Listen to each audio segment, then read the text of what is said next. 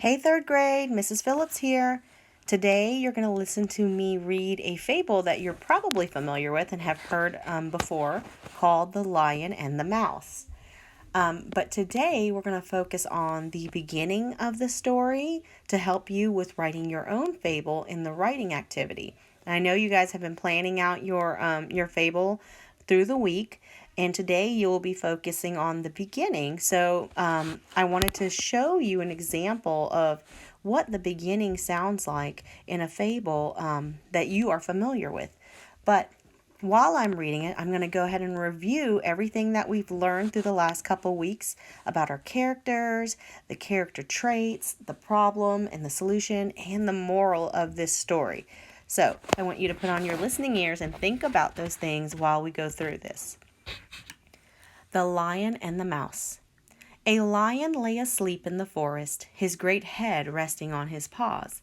A timid little mouse came upon him unexpectedly, and in her fright and haste to get away, ran across the lion's nose. Woken from his nap, the lion laid his huge paw angrily on the tiny creature to kill her. "Spare me," begged the poor mouse. "Please let me go, and someday I will surely repay you." So far, I am seeing some character traits for both the lion and the mouse. I see that the mouse is described as timid, shy, and quiet is what that means, right? And I'm seeing that the lion is kind of an angry guy, right? He lays his huge paw angrily when he's woken up, and he is trying to kill the mouse. The lion was so amused at the idea of the little mouse being able to help the king of beasts that he lifted up his paw and let her go. "You cannot help me, the master of this land. You are such a little mouse, and I need help from no one. You have given me a great laugh, and since I've had a good long day of hunting, my stomach is full, and such a little morsel as you, well, it is not worth the trouble even to chew you up."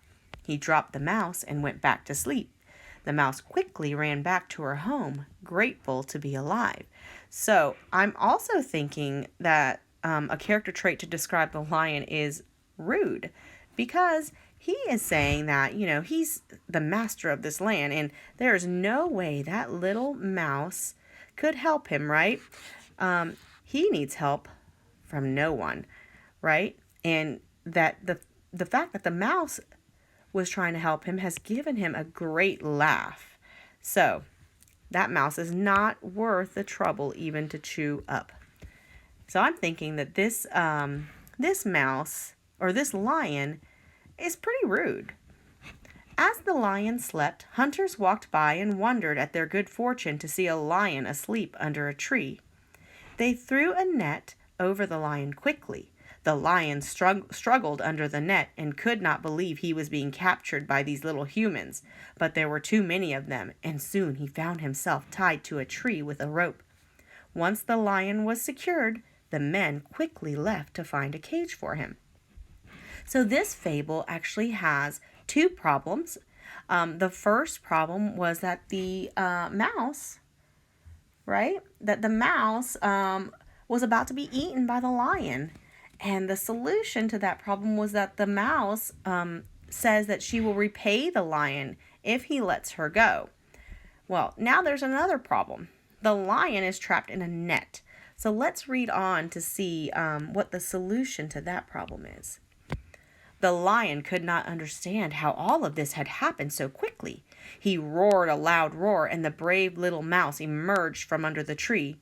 "Little mouse," roared the lion, "men have captured me. What am I to do?" The mouse crawled bravely up the rope and said, "I promise to repay you for sparing my life, and I am happy to chew through this rope so you may go free." The mouse began gnawing at the rope, and before long the lion was free. "Was I not right? Even a mouse can help a lion," said the little mouse. The lion turned to his new little friend and said, "You have taught me a great lesson this day." "What is that?" asked the mouse. The mighty lion gratefully replied, "Little friends can be great friends." Okay, so I'm starting to see some character traits for the mouse now, right?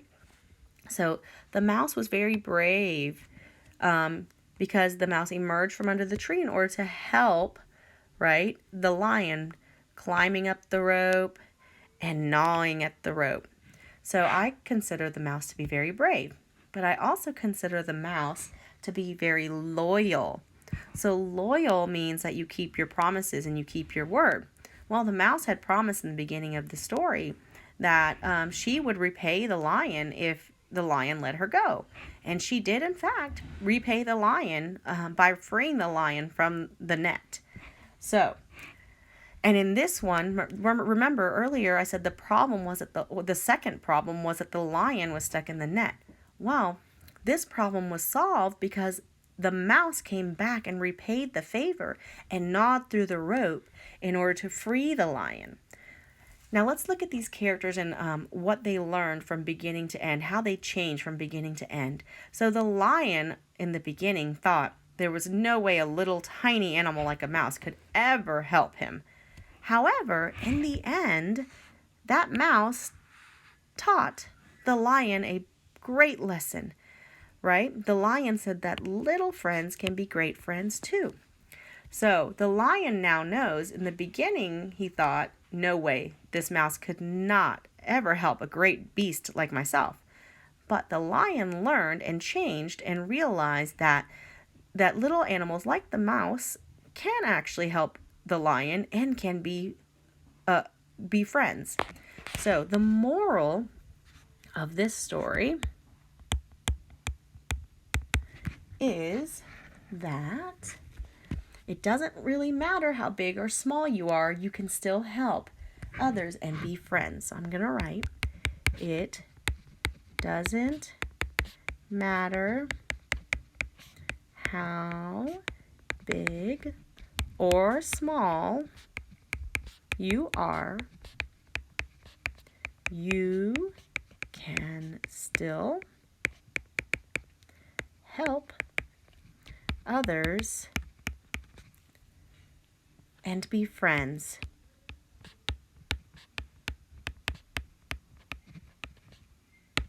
Perfect. So, what I want to do now is to go back to the beginning of the story so that you guys can see how this fable was started. And this will help you with writing your fable and really understanding how to start your story.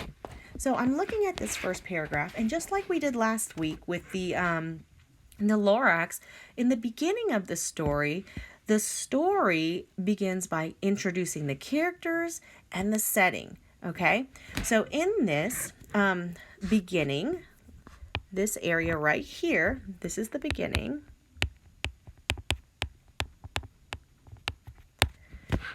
The author introduces the lion and the mouse, and actually also kind of gives you a little clue on who these characters are, who they are on the inside, right? Those character traits. So I'm going to reread that first paragraph.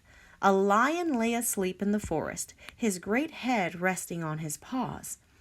A timid little mouse came upon him unexpectedly. So, see, the author is describing the mouse already. And in her fright and haste to get away, ran across the lion's nose. Woken from his nap, the lion laid his huge paw angrily on the tiny creature to kill her. So, right? The author's kind of describing the lion here as well, with actions and description words. Spare me, begged the poor mouse. Please let me go, and someday I will surely repay you. And you also see some dialogue here, right?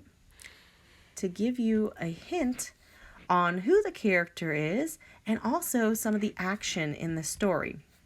So just in this first part of the fable, the author has introduced the lion and kind of given us a clue on how the lion is kind of an angry character, right? And then introduced the mouse and given us a little clue on how the mouse is a very timid or shy, quiet character.